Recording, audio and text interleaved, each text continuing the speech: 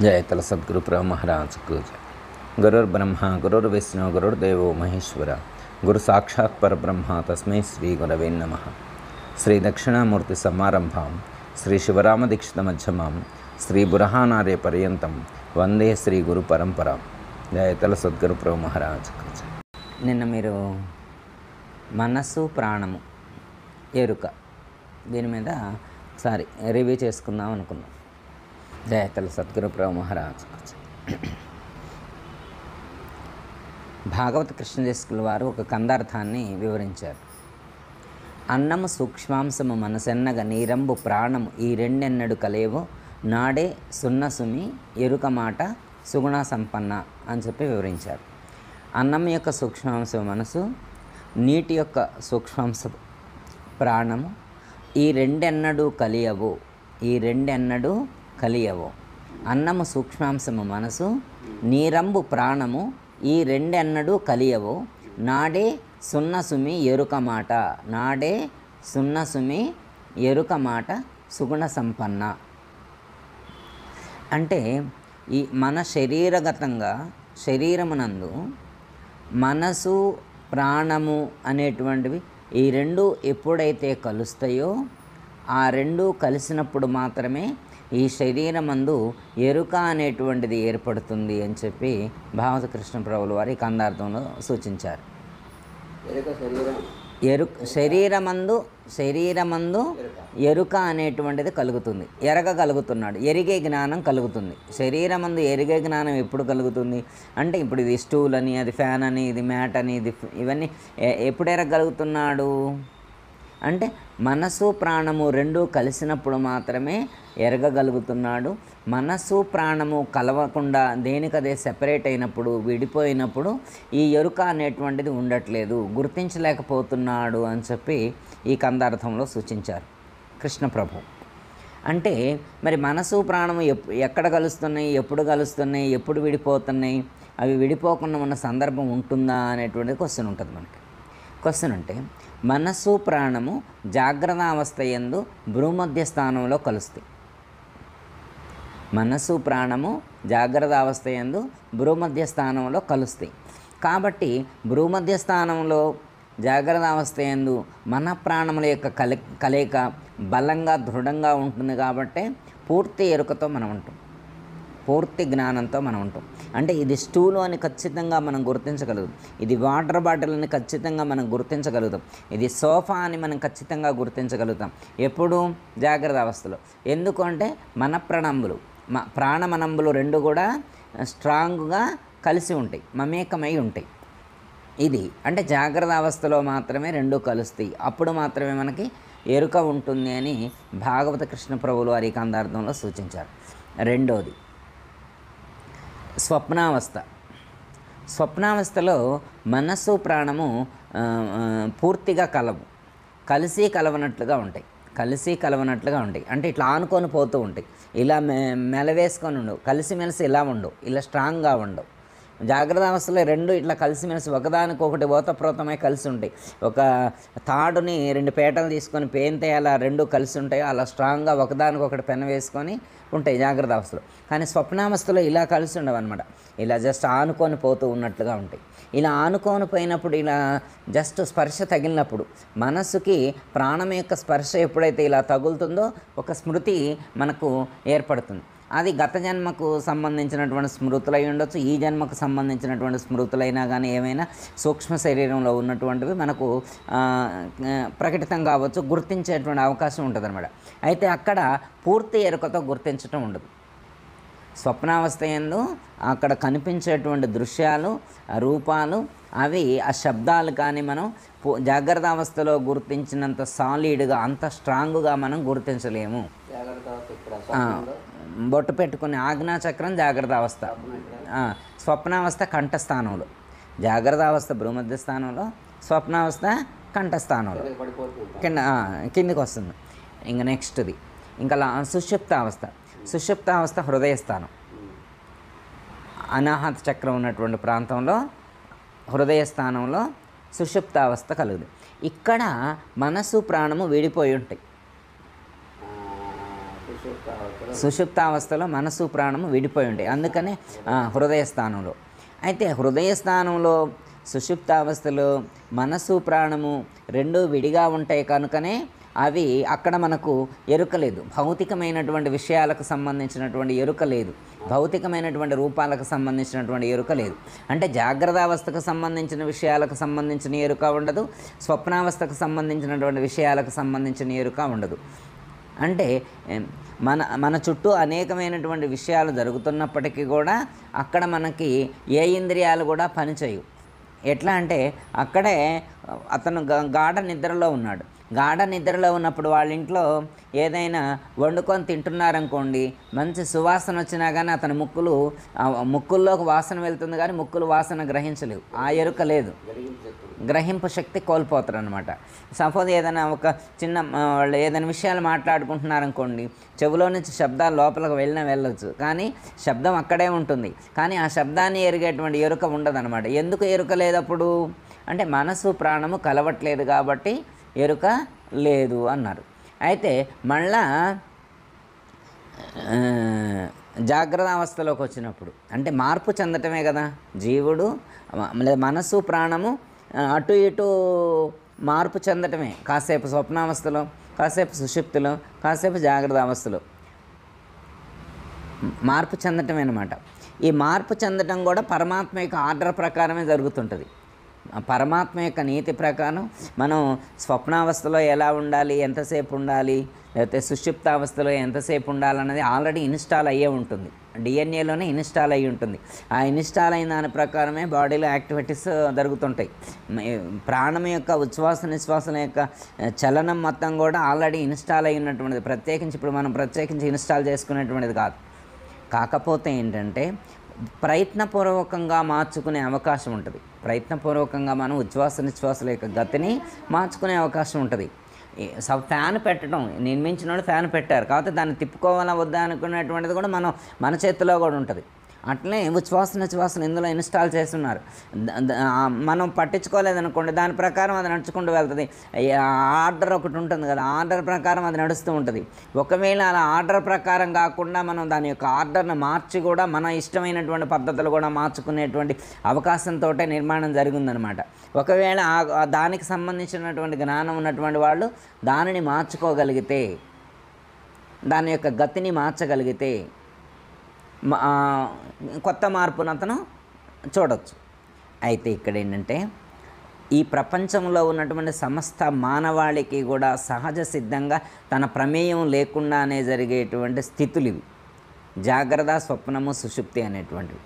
ఎరుక, స్వప్న దృశ్యాలు, అసలు దృశ్యాలతో స్పర్శ లేకుండా ఉండేటువంటి స్థితులు. ఈ మూడు కూడా ప్రతి మానవుడికి సహజ సిద్ధంగా జరిగేటువంటివి. ఇవి దీనికోసం ప్రత్యేకించి ఏ సాధన చేయాల్సినటువంటి అవసరం లేదు, ఏ విద్యను అభ్యసించాల్సినటువంటి అవసరం లేదు. జాగ్రత్త అవస్థ జరుగుతుంటుంది, స్వప్నావస్థ జరుగుతుంటుంది, సుషుప్తావస్థ జరుగుతుంది.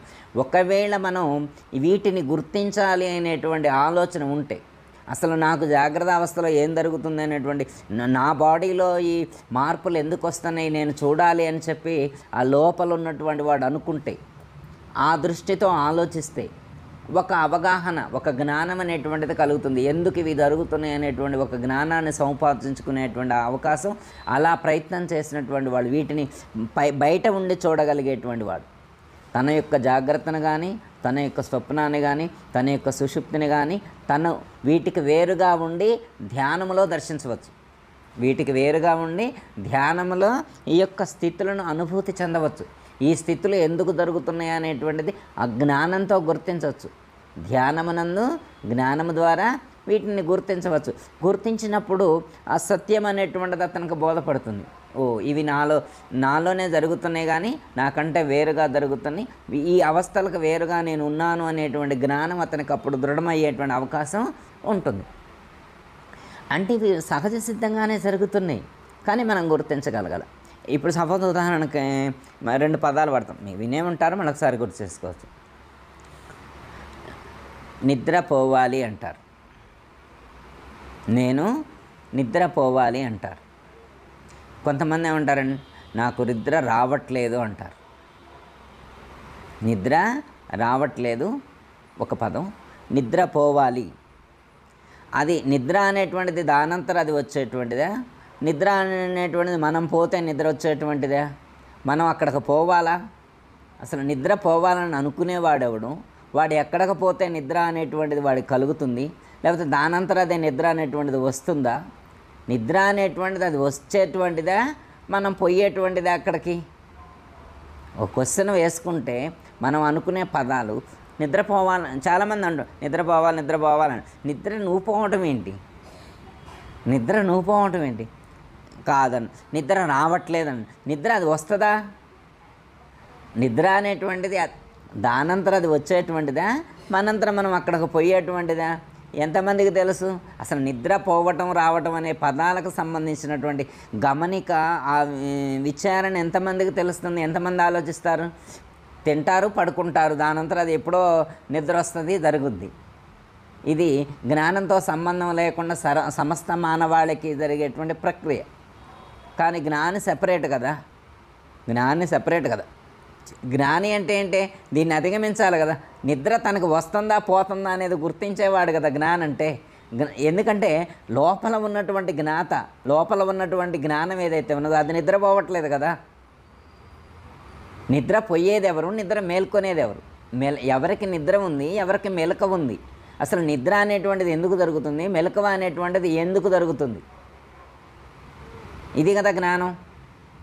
మాండవికోపనిషత్తులో బేస్ చేసుకొని శంకరాచార్య వారు సిద్ధాంతీకరించినటువంటి అద్వైతం ఇదే కదా. అవస్థలలో కూడా మార్పు చెందకుండా ఉన్నటువంటి తత్వాన్ని గుర్తించటమే చెప్తారు కదా శంకరాచార్య వారు కూడా. అద్వైతంలో కూడా మన పరిపూర్ణ సాంప్రదాయంలో చెప్పబడినటువంటి శుద్ధ ఎరుక స్థితి కూడా ఇదే కదా. అవస్థలకు అతీతంగా ఉండటం కదా. అవస్థాత్రయ సాక్షిగా ఉండాలి కదా. ఇప్పుడు మన అవస్థలకు అతీతంగా అవస్థాత్రయానికి సాక్షిగా ఉండాలి. అవస్థాత్రయ సాక్షిగా జ్ఞానంతో ఉండాలి కదా. అప్పుడు ఇంతవరకు ఇది సర్వజనీనమై లేకపోతే సమస్త మానవాళికి జరిగేటువంటి ప్రక్రియ జాగ్రత్త, స్వప్నము, సుషుప్తి. కానీ జ్ఞానికి ప్రత్యేకంగా చెప్పబడినటువంటి అవస్థ తురియం. ఇది అందరికీ వర్తించేటువంటిది కాదు తురియం అనేటువంటిది. జాగ్రత్త, స్వప్నము, సుషుప్తి ఎవరికైనా జరుగుతుంది. కానీ తురియం అనేటువంటిది ఒక్క జ్ఞానికి మాత్రమే చెప్పబడినటువంటి అవస్థ. కానీ ఎందుకు అంటే ఇప్పుడు ఇక్కడ మనసు ప్రాణము కలిస్తే జాగ్రత్త అవస్థ ఏర్పడుతుంది. మనసు ప్రాణం కొంచెం కొంచెం కలిస్తే స్వప్న అవస్థ ఏర్పడింది. అసలు మనసు ప్రాణం అసలు కలవకపోతే సుషుప్త అవస్థలో ఒక అనుభవం కలుగుతుంది. ఏది మనసు ప్రాణము కలవకుండా ఉన్నాయి కానీ అది ఎందుకు కలవకుంటున్నాయో తెలియదు ఆయనకి. మనసు ప్రాణము కలవకుండా సుషుప్తిలో కలవట్లేదు. మనసు ప్రాణము సుషుప్తిలో కలవట్లేదు. అవి ఎందుకు కలవట్లేదో ఆయనకు తెలియదు. తెలియదు. అందుకే ఏమన్నారు, మనసు ప్రాణము రెండూ కలవకుండా ఉండేటువంటి సుషుప్తావస్థ ఏదైతే ఉన్నదో, హృదయ స్థానంలో జరగబడేటువంటి స్థితి ఏదైతే ఉన్నదో అది అజ్ఞానంతో కూడి ఉన్నటువంటి తమస్సుతో కూడి ఉన్నటువంటిదని చెప్పారు. అది సరైనటువంటి అవస్థ కాదు. అందుకే మనకు తురియము అనేటువంటి దాన్ని చెప్పారు. అయితే తురియములో కూడా సుషుప్తిలో ఏ విధంగా ఎరుక ఉండదో తురియంలో కూడా ఎరుక ఉండదు. తురియంలో కూడా బాక్యమైనటువంటి ఎరుక ఉండదు. తురియంలో ఏముంటుంది? తానొక్కడే ఉంటాడు. సుషుప్తిలో తాను ఉన్నాను అనే విషయం తెలియదు. సుషుప్తికి తురియానికి వేరియేషన్ ఏంటంటే సుషుప్త అవస్థ జరిగినప్పుడు తానుంటాడు కానీ ఉన్నాను అనే విషయం గుర్తించలేడు. తానుంటాడు, జాగ్రత్త అవస్థలో ఉంటాడు, స్వప్నావస్థలో ఉంటాడు, సుషుప్తిలో ఉంటాడు, తురియంలో ఉంటాడు. తాను 4 అవస్థల్లో తాను ఉంటాడు. కానీ సుషుప్తిలో తాను ఉన్నాను అనే విషయం తనకి జ్ఞప్తి లేదు, తనకు ఆ ఎరుక లేదు. కానీ తురియంలో తాను ఉన్నాను అనేటువంటి ఎరుక ఉంటుంది. అంటే తన్ను తానెరిగి తన స్థితిలో తాను ఒదిగి ఉండేటువంటి స్థితి. ఇది తారక స్థితి, సాక్షి స్థితి అనుకోండి. అంటే తన స్థితిలో తాను ఒదిగి ఉండటం, తన స్వరూపంతో తాను ఉండటం, దేనితో మమేకం కాకుండా, దేనితో సంబంధం లేకుండా, తనకు ఉన్నటువంటి బంధాలు సంబంధాలు అన్నిటినీ త్రుంచుకొని దేనితో సంబంధం లేకుండా తానొక్కడే ఉండేటువంటి స్థితి. అది తురీయంలో జరుగుతుంది. ఇప్పుడు తురీయంలో సుషుప్తికి తురీయానికి డిఫరెన్స్ అదే. సుషుప్తిలో జ్ఞానం లేదు, తన ఉనికి గుర్తించే స్థితిలో లేడు. కానీ తురీయంలో తన ఉనికి తెలుస్తుంది, తాను ఉన్నాను అనేటువంటి స్పృహ ఉంటుంది, తాను ఉన్నాను అనేటువంటి స్పృహ ఉంటుందన్నమాట. ఆ స్పృహతోటే ఉంటాడు, తాను ఉన్నాను అనేటువంటి స్పృహతో ఉంటాడు. కానీ అయితే ఎరుక ఉంటుంది.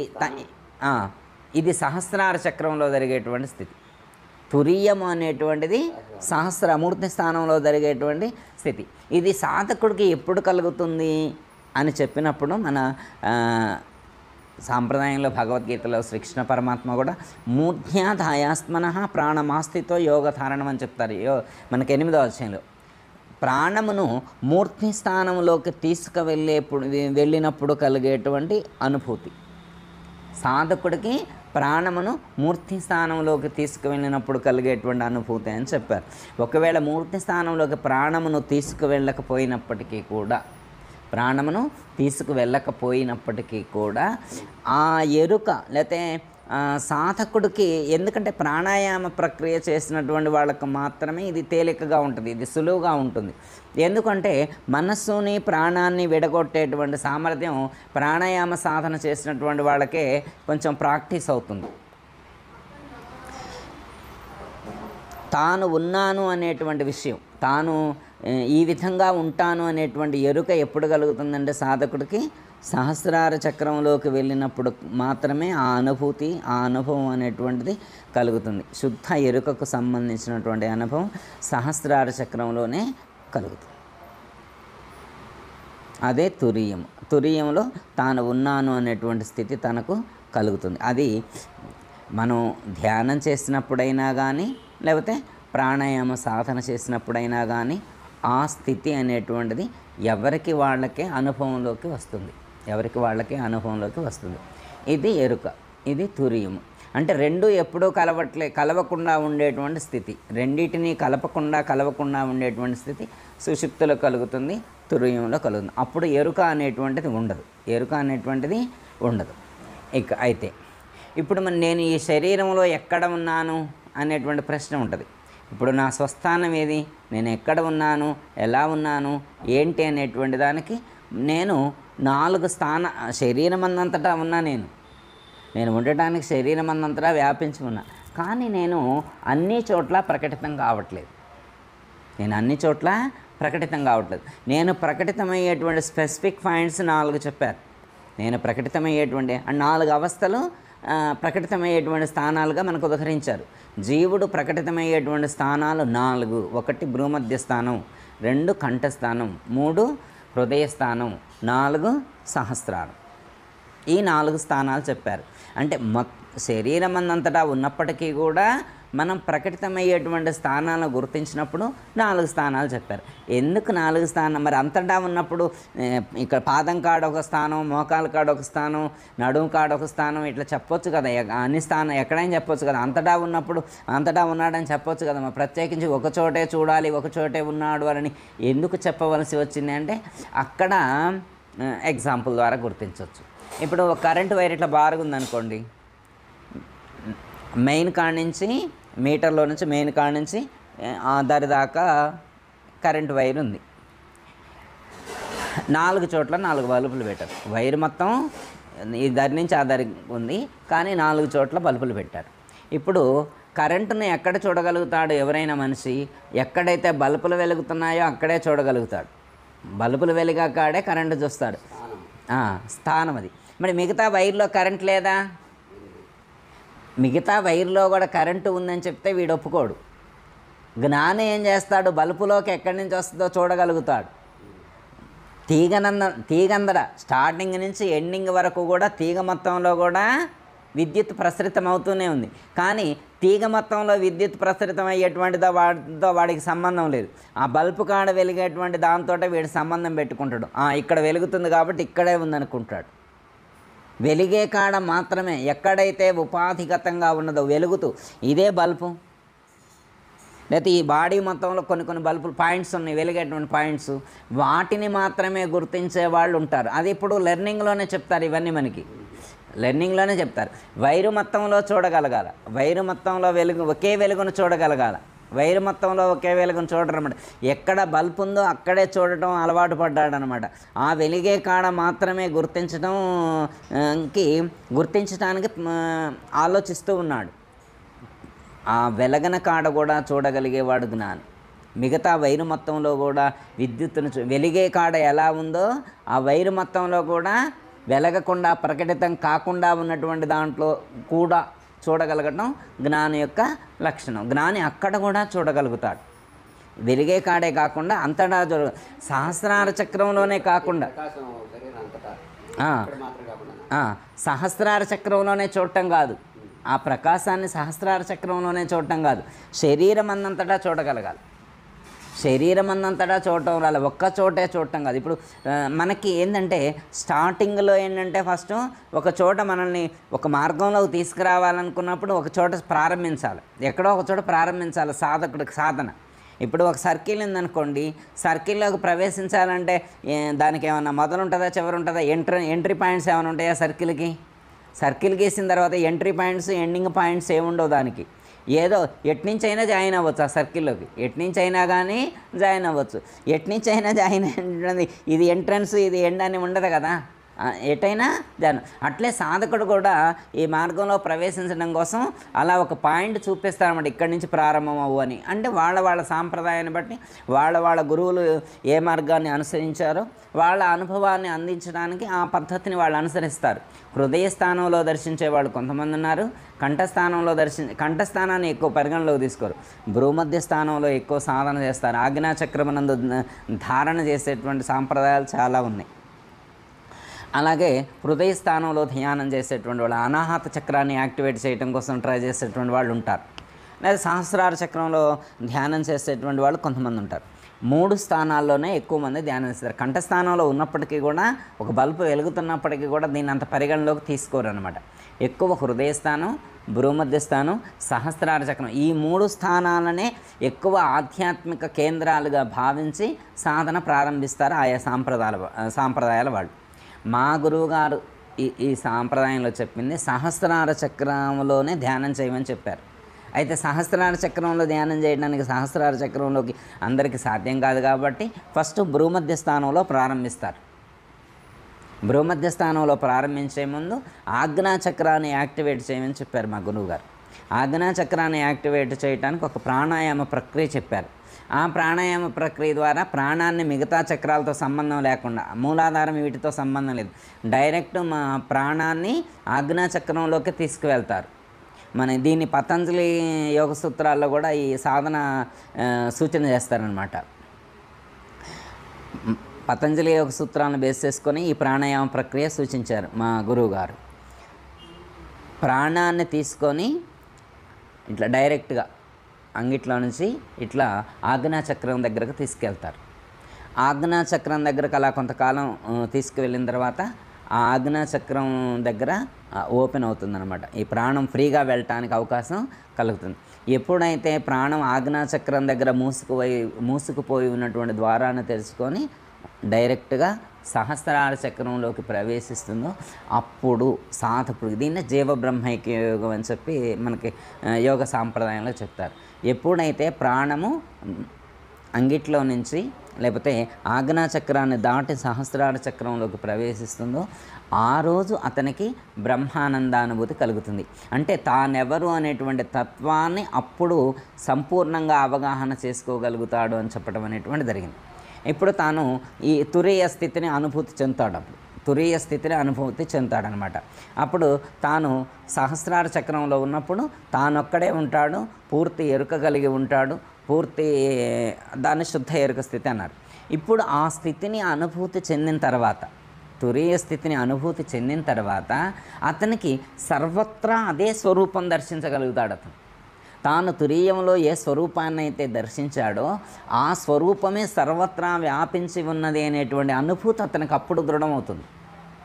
అప్పుడు అఖండత్వం అనేటువంటిది ఏర్పడుతుంది. అప్పుడు ఉపాధులు అతను ఉపాధులకు అతీతంగా జీవించగలుగుతాడు, ఉపాధులకు అతీతంగా భావన చేయగలుగుతాడు. అంటే ఉపాధులు ఉన్నప్పటికీ కూడా ఈ ఉపాధులకు అతీతంగా, అంటే ఉపాధిగతంగా ఉండేదాన్ని చూడకుండా ఉపాధులకు అతీతంగా సర్వత్రా వ్యాపించి ఉన్నది అనేటువంటి ఆ అనుభవం అనేటువంటిది అప్పుడు కలుగుతుంది అనమాట. అంటే ఆవరణలకు అతీతంగా అతను దర్శించగలుగుతాడు. అంటే ఇవన్నీ కూడా ఆవరణలకు అతీతంగా ఇలా ఉన్నది అనేటువంటి ఎరుక అతను అది అఖండ ఎరుక స్థితి అని సూచన చేయటం అనేటువంటిది జరిగింది. స్థానం సహస్రార చక్ర అని చెప్పారు. అయితే హృదయము అనే దానికి మన సాంప్రదాయంలో ఇంకొక పదాన్ని ఏమని చెప్తారంటే గురువుగారు హృదయ కమలము అన్నారు, లేకపోతే హృదయ పద్మము అని చెప్తారు. సహస్రార చక్రాన్ని ఉదహరించేటువంటి సందర్భంలో మా గురువుగారు మాకు చెప్పింది ఏంటంటే హృదయము అంటే అనాహత చక్రం ఉండేటువంటి ప్లేసు, హృదయ కమలము అంటే హృత్పుండరీకము, హృదయ కమలము లేకపోతే హృదయ పద్మము అని చెప్పినప్పుడు సహస్రారాన్ని మీరు పరిగణలోకి తీసుకోవాలి అని చెప్తారు. ఊర్ధ్వామ్నాయ గురోః పదం త్రిభువనోంకారాఖ్య సింహాసనం సిద్ధాచార సమస్త వేద పఠితం షట్చక్ర సంచారిణం అద్వైత స్ఫురదగ్నిమేకమమలం అని చెప్పారు. పూర్ణప్రభాసం అంటే ఊర్ధ్వామ్నాయ గురోః పదం త్రిభువనోంకారాఖ్య సింహాసనం అనేటువంటి ఆ శ్లోకంలో గురుగీతలో చెప్పబడినటువంటి ఈ శ్లోకంలో చెప్పబడినటువంటి అర్థం ఓంకారం అనేటువంటి సింహాసనాన్ని కలిగి ఉన్నది ఎవరు? గురుస్వరూపం, పరమాత్మ స్వరూపం, పరబ్రహ్మ స్వరూపం, అధిష్టాన చేతన బ్రహ్మం, ఎరుక, శుద్ధ ఎరుక ఎక్కడుంది అంటే ఓంకారమును సింహాసనముగా ధరించి ఉంది. ఓంకారమును సింహాసనముగా ధరించి ఉన్నటువంటి స్థితి సహస్రారమే అని సూచించటం అనేటువంటిది దాన్ని. అదే ఆ సహస్రారంలో ఉన్నటువంటి ఆ చైతన్యమే, ఆ పరబ్రహ్మమే షట్చక్రాల యందు సంచరించేది కూడా అది. మళ్ళీ అది వేరే ఇది వేరే. షట్చక్రాల యందు సంచరించేటువంటిది మళ్ళీ అది వేరే కాదు, షట్చక్రాల యందు సంచరించేటువంటిది కూడా అది. అద్వైత స్ఫురణం అంటే అద్వైతంగా స్ఫురించేటువంటిది కూడా అదే. మళ్ళీ అద్వైతం అంటే ఇది వేరే అది వేరే కాదు, అది అద్వైతమే, రెండిటికి అతీతంగా ఉన్నది, ద్వయాలు లేకుండా. ప్రకృతి పురుషుడు అనేటువంటి భేదం లేదు దానికి, అది అద్వైత స్థితిలోనే ఉంది, రెండు లేకుండానే ఉంది, ఒకే స్థితిలో ఉన్నది. ఓంకారమును సింహాసనముగా కలిగి ఉన్నటువంటిది అని మనకు ఊర్ధ్వామ్నాయ గురుః పదం అనేటువంటి దాంట్లో, అంటే గురుపదము అనేటువంటి పదంతో ఇక్కడ వివరించారు. గుణరూపము లేనటువంటి స్వరూపము, అది సహస్రారమనందు అధిష్టానమై ఉండేటువంటిది అని మనకు సూచించటం అనేటువంటిది జరిగింది. ఓకే, అంటే నేను ఎక్కడ ఉంటాను, నా స్థానం ఎక్కడ అంటే నా స్వస్థానం సహస్రారం. అయితే జీవుడు స్థానం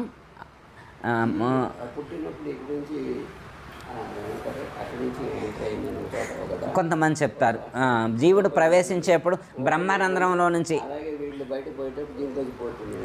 కొంతమంది చెప్తారు యోగులు అలా వెళ్తారు, యోగులు వెళ్ళేప్పుడు బ్రహ్మరంధ్రం నుంచి వెళ్తారు అని కొంచెం చెప్తారు. కొంతమంది అలా చెప్తారు.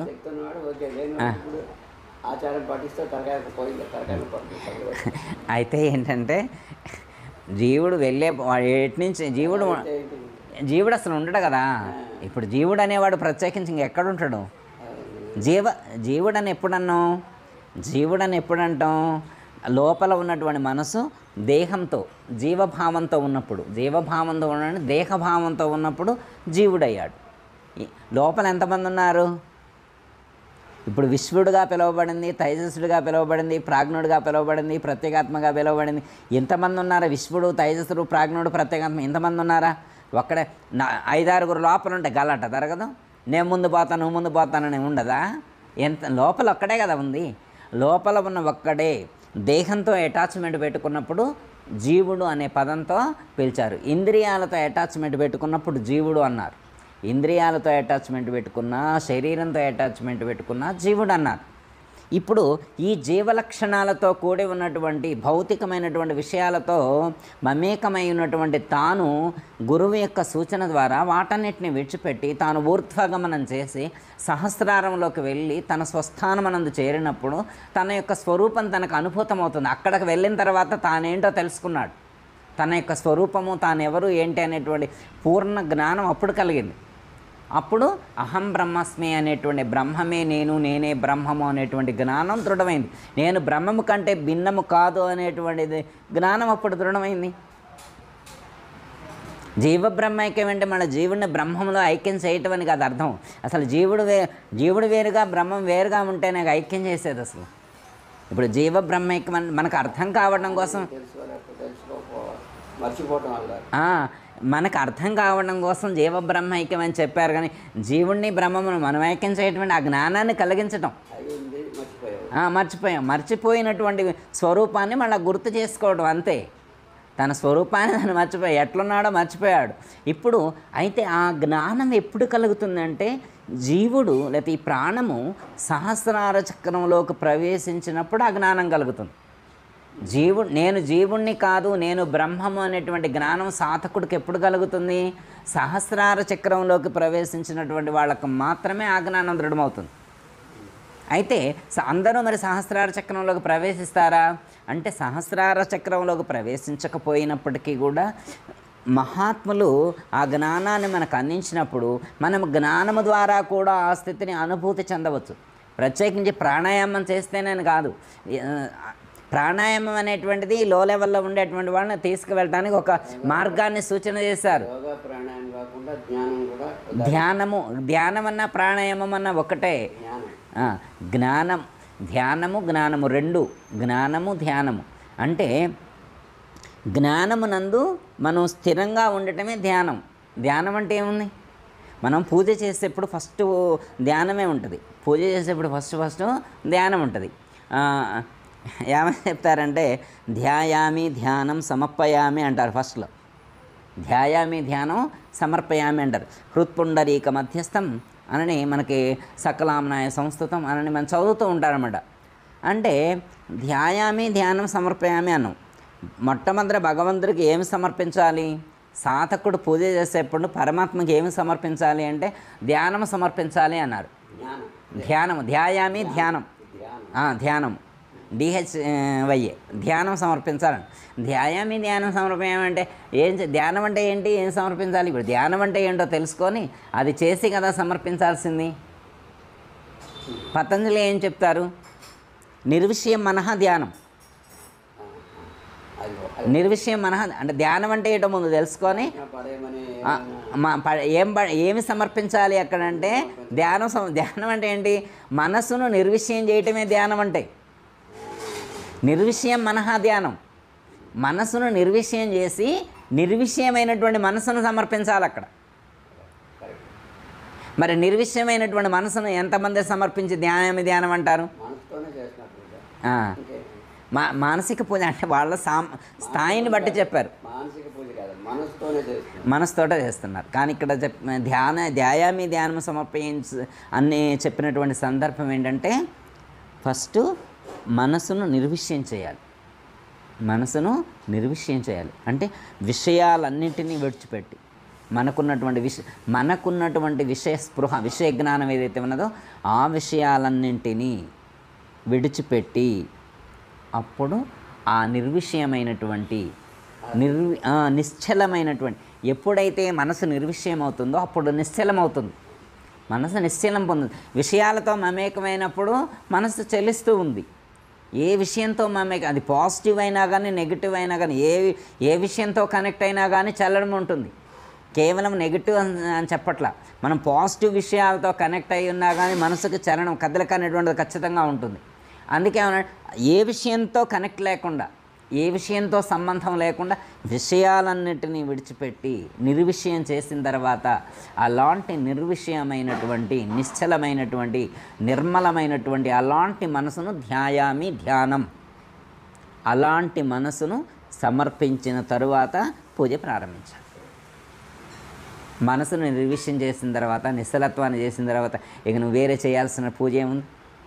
మిగతా చేసే పూజ అంతా మనసును విషయరహితం చేయటం కోసమే కదా. పూజ యొక్క లక్ష్యం మనసును నిశ్చలం చేయాలా. మనసు నిశ్చలంగా ఉండాలంటే విషయాలతో మమేకం కాకుండా ఉండాలి, నిర్విషయ స్థితిలో ఉండాలి. ఎంతమందికి ఉంటుంది? వాళ్ళు ఫస్టే మనకు మొత్తం తెగ్గొట్టి మిగతా అంతా కింద ఇచ్చారన్నమాట సబ్జెక్టు. అసలు మెయిన్ ధ్యానం అంటే ఏంటో అర్థం చేసుకోలేకుండా విషయరహితమే ధ్యానం యొక్క పరాకాష్ట అని. విషయరహిత స్థితిలో ఉండాలి అని. విషయరహిత స్థితిలో ఉంటే మిగతా ఏం ప్రక్రియ మనం చేయాల్సిన అవసరం లేదు. అది అది అది అంటే విషయాల కోసమే కదా చేసేది. అది అది అది మనకి పూజ అనే పదానికి ఏమైనా అర్థం చెప్తారంటే శూన్యము, సున్నా, పూర్ణము అని కూడా సూచిస్తారు. పూజ అనే పదం ఉంది కదా, పూజ అంటే పూజ్యము అంటారు. పూజ్యము అన్న పూజ అన్న అర్థం ఏంటంటే సున్నా. పూజ్యం అంటే సున్నా. ఇంకోటి అంటే శూన్యము, పూర్ణత్వం. అంటే ఇక్కడ ఏంటంటే మనసు ఎప్పుడైతే నిర్విషయ స్థితిని పొందుతుందో, నిశ్చలత్వాన్ని పొందుతుందో, అలా నిశ్చలమైనటువంటి మనస్సు ఏదైతే ఉందో, నిర్మలమైనటువంటి మనస్సు ఏదైతే ఉన్నదో, అది తన స్వరూపాన్ని దర్శించినప్పుడు సర్వత్రా అదే స్వరూపం ఉన్నదని గుర్తించగలుగుతాడు. అంటే వెలితి లేకుండా ఉండేటువంటి ఆ స్వరూపాన్ని, తన స్వరూపాన్ని తాను దర్శించగలుగుతాడు.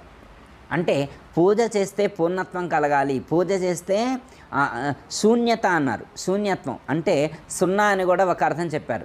అంటే భౌతికమైనటువంటి విషయాల యొక్క శూన్యత్వం ఏర్పడుతుంది. భౌతికమైనటువంటి విషయాల యొక్క శూన్యత్వం ఏర్పడుతుంది. అంటే భౌతికమైనటువంటి విషయాలు కొంచెం కూడా ఇక స్ఫురించవన్నమాట ఆ స్థితిలో ఉన్నటువంటి వాళ్ళకి. ఇంకొకటి సున్నా అన్న. సున్నా అనే దానికి తను ఇప్పటి వరకు ఏదైతే భావన చేశాడో, ఏది సత్యమని భావించాడో అవన్నీ కూడా సున్నా అంటే నశించిపోయేవే అనేటువంటి జ్ఞానం కలుగుతుంది. ఎప్పుడంటే ఆ నిర్విషయ స్థితి ఏర్పడినప్పుడు, ఆ ధ్యాన స్థితి కలిగినప్పుడు ఇప్పటి వరకు నేను భావించినటువంటి భావనలన్నీ కూడా సున్నానే, లేనటువంటివే, ఇవన్నీ కూడా అసత్యమైనవి అనేటువంటి జ్ఞానం అప్పుడు దృఢమవుతుంది. అంతే. మా నాన్నగారు ఒక పాట రాశారు ఈ పదానికి అర్థం చేయటం కోసం. సున్నే సున్నా సున్నే సున్నా, సున్నకు మించి ఉన్నది పరము, సున్నకు మించి ఉన్నది పరము, సున్నే సున్నా. అనేది సున్నా, వినేది సున్నా, అనేది సున్నా, వినేది సున్నా, తినేది సున్నా, తినబడేది సున్నా, సున్నే సున్నా. సున్నకు మించి ఉన్నది పరము, సున్నే సున్నా. అంటే ఇదంతా సున్నా అనే విషయం సాధకుడికి ఆ ధ్యానమునందు నిర్విశేస్తుంది. ఆ అనుభూతి చెందినప్పుడు కలుగుతుంది. నేను ఇప్పుడు విన్నదంతా కూడా నశించేదే, తిన్నది నశించేదే, తినబడేది, తినటానికి ఒక 10 బస్తాలు స్టాక్ పెట్టుకుంది, అది కూడా సున్నానే. తిన్నది, విన్నది, కన్నది అంతా కూడా సున్నా. అంటే ఇప్పటి వరకు తాను ఎలాంటి విషయాలైతే గ్రహించాడో, ఏ విషయాలు సత్యం అనుకొని గ్రహించాడో, ఆ సత్యమని గ్రహించినటువంటి విషయాలన్నీ కూడా అబద్ధమని, అసత్యమని, ఇవి నశించేటువంటివని, ఇవన్నీ కూడా అవసరం లేదు అనేటువంటి జ్ఞానం, ఇవన్నీ సున్నా అనే విషయం అప్పుడు సాధకుడికి దృఢమవుతుంది. ఇది తురియ అనుభవం. ఇది సాధకుడు ధ్యానము ద్వారా సాధించవలసినటువంటి లక్ష్యం. అంతేగాని అంటే ధ్యానానికి రకరకాల పద్ధతులు, విధానాలు చాలామంది సూచన చేస్తూ ఉంటారు. అంటే మామూలుగా పతంజలి మహర్షి యోగానికి డెఫినేషన్ చెప్పినప్పుడు యోగం అంటే ఒక్కటేం చెప్పలేదు, 8 చేస్తే యోగం అన్నారు. యమము, నియమము, ఆసనము, ప్రాణాయామము, ప్రత్యాహారము, ధారణ, ధ్యానము, సమాధి, 8 కలిస్తే యోగం అంటే. యోగం అంటే 8 కలిస్తే. చాలామంది వీటిని ఇప్పుడు సెపరేట్ చేసేసారు. యమనియమాలు కొంతమంది చెప్తున్నారు, ఆసనాలు కొంతమంది చెప్తున్నారు, ప్రాణాయామం కొంతమంది చెప్తున్నారు, ధ్యానం కొంతమంది చెప్తున్నారు. ఎవరికి నచ్చిన పార్ట్ వాళ్ళు పట్టుకొని ఫాలో అవుతున్నారు. అంటే వాళ్ళని మనం విమర్శించకూడదు.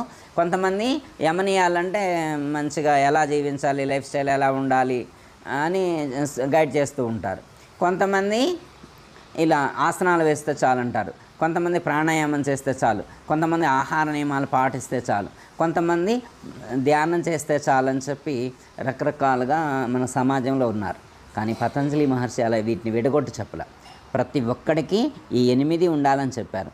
యమనియమాలు పాటించాలి అంటే జీవన విధానం ఎలా ఉండాలి, ఎలాంటి ఆహారాలు తీసుకోవాలి.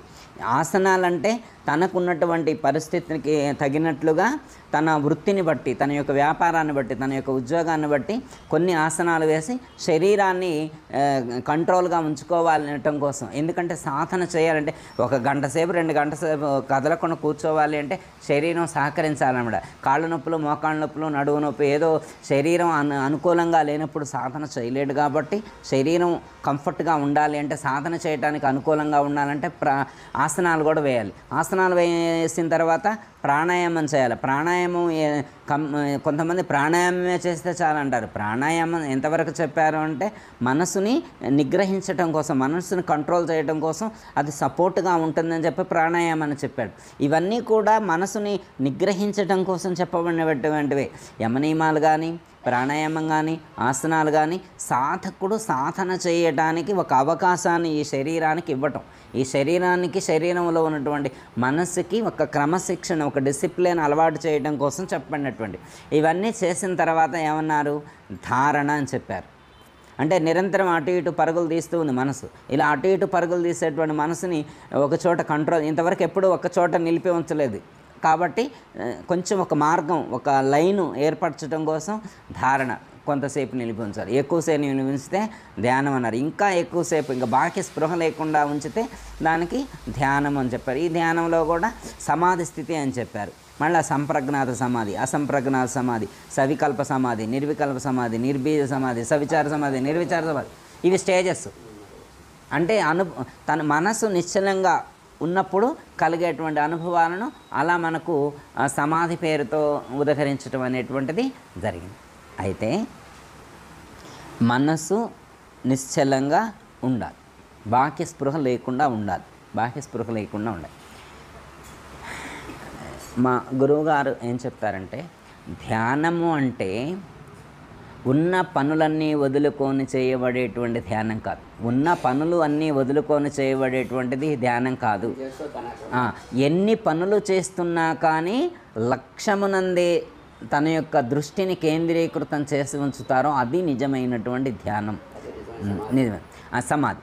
అయితే ఆ స్థితి ఒకేసారి రాదు. కాబట్టి ప్రాక్టీస్ కోసం లెర్నింగ్ స్టేజ్లో ఇవి చెప్పారు. ఎట్లా అంటే, ఇప్పుడు కొత్తగా అతను కారు డ్రైవింగ్ నేర్చుకుంటున్నాడు. కారు డ్రైవింగ్ నేర్చుకునేప్పుడు ఇప్పుడు మెయిన్ సెంటర్లో, అమీర్పేట సెంటర్లోనో చార్మినార్ సెంటర్లోనో నడపమంటే నడపగలుగుతారా? నడపలేడు. అప్పుడు నిర్జన ప్రదేశంలో జనజీవనం లేనటువంటి, జనసమూహం లేనటువంటి ఏకాంత ప్రదేశంలో అతనికి డ్రైవింగ్ నేర్పించి అతను అక్కడ పూర్తిగా ప్రాక్టీస్ అయిన తర్వాత వేగంగా వెళ్ళటం కానీ, స్లోగా వెళ్ళటం కానీ, టర్నింగ్ తీసుకోవడం కానీ, రివర్స్ తీసుకోవడం, ఇలా ఫుల్ ప్రాక్టీస్ అయిన తర్వాత అప్పుడు అతన్ని ఏ సెంటర్లో ఎంత జనసమూహంలోనైనా కానీ నడిపేటువంటి సామర్థ్యం వచ్చేంత వరకు ఒక ప్రాక్టీస్ కోసం లెర్నింగ్ స్టేజ్లో ఉన్న ఎల్బోర్డ్ వాడికి నేను చెప్పినటువంటి సాధన విధానం అది. అయితే ఎప్పటివరకు ఇదంతా ఆ స్థితికి చేరిన తర్వాత ఎల్బోర్డ్ తీసేయచ్చు. ఇప్పుడు నలుగురుంటే నేను ధ్యానం చేసుకోలేనంటే మనకి ఇంకా స్టేజ్ ఇంకా కుదరలేదని అర్థం. టీవీలో పక్కనోళ్ళు సీరియల్ పక్కనోళ్ళు సౌండ్ వస్తుంటే నేను ధ్యానం చేసుకోవాలంటే ఇంకా మనకి ప్రాక్టీస్ అవ్వనట్టు. ఎంత వేలాది మంది, లక్షలాది మంది మన చుట్టూ ఉన్నప్పటికీ కూడా మన ఏకాగ్రతకు భంగం కలగకుండా మన స్వరూప స్థితి యందు మనం స్థిరమై ఉంటాం. అది నిజమైనటువంటి ధ్యాని, నిజమైనటువంటి జ్ఞాని.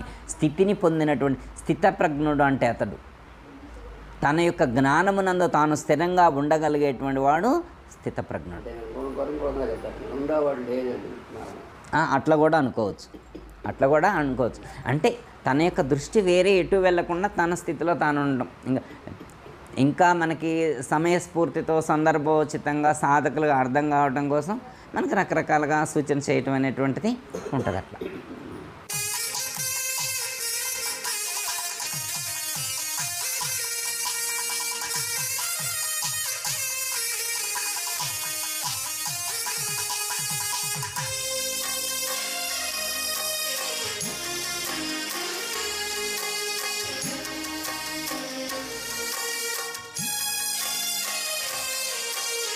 శరణంటే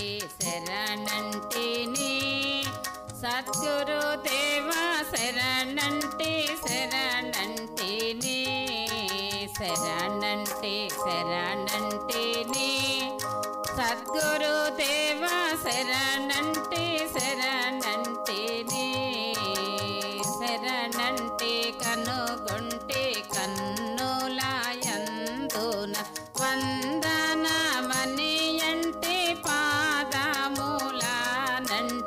శరణంటే శరణంటేనే సద్గురుదేవ శరణంటే శరణంటేనే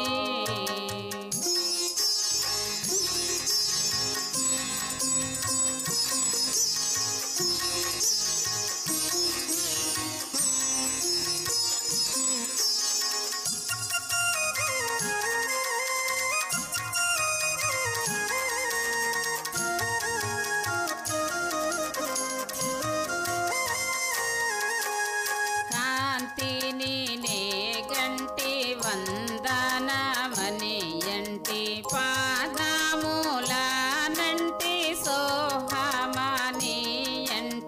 దాసుని నేనంటి దాపూజేరితినంటి దిక్కుని వేనంటి దీనురాలిని అంటే శరణంటే శరణంటేనే సద్గురుదేవ శరణంటే శరణంటేనే